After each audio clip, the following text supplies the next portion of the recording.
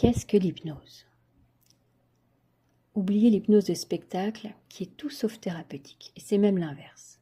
Ce sont des jeux de pouvoir, d'exhibitionnisme, bien loin de ce que vous trouverez en cabinet.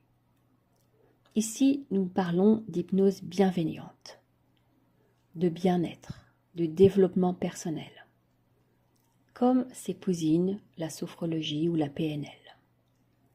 L'hypnose consiste en des méthodes rapides qui vont permettre de passer d'un hémisphère cérébral à un autre en ralentissant les ondes cérébrales, comme si on changeait de disque et passait d'un rock à une berceuse.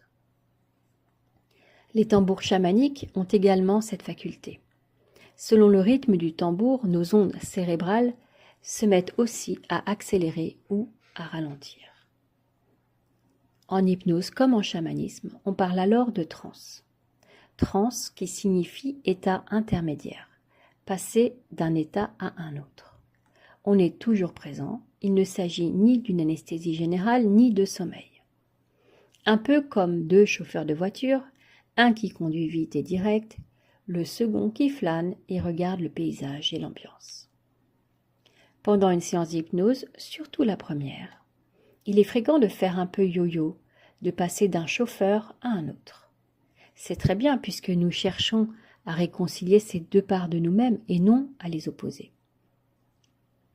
Au lieu d'opposer le cœur et la raison, nous allons les allier. Et cela permet ainsi d'atteindre l'équilibre en toutes choses. Dans ce mot « équilibre », on entend « equi » du latin « égal » et « libre » du latin « sans entrave ». C'est un très bel objectif, n'est-ce pas?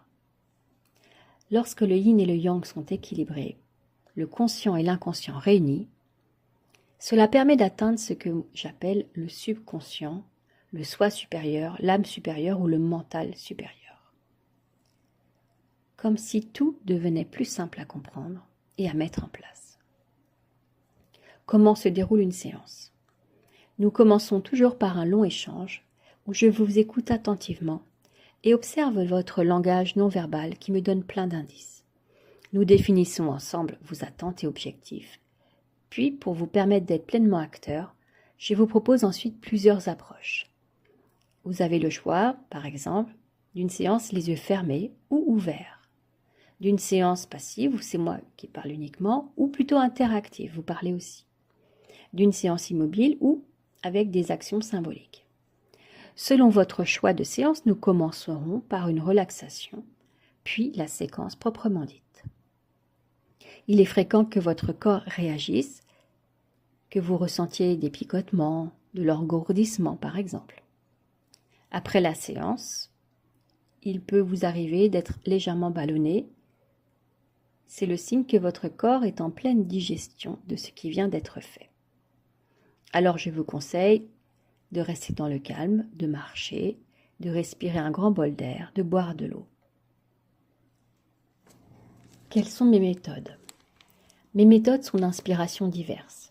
Elles sont le fruit de milliers de séances puisque j'exerce depuis 2010.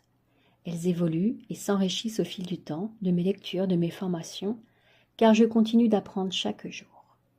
J'aime m'inspirer des travaux de Jung sur les archétypes, de l'hypnose humaniste d'Olivier Leckert, du Tao pour l'équilibre yin-yang, de la voie du chamanisme pour le recouvrement d'âme, les animaux de pouvoir. J'aime m'inspirer du système des chakras, notamment par le yoga, pour comprendre l'interaction entre les centres énergétiques et nos systèmes corporels. Pour terminer, je vous laisse découvrir quelques témoignages qui m'ont été laissés. Vous en trouverez d'autres sur mon site internet ou sur Google ou Rezalib ou les pages jaunes. Voilà, merci, à bientôt.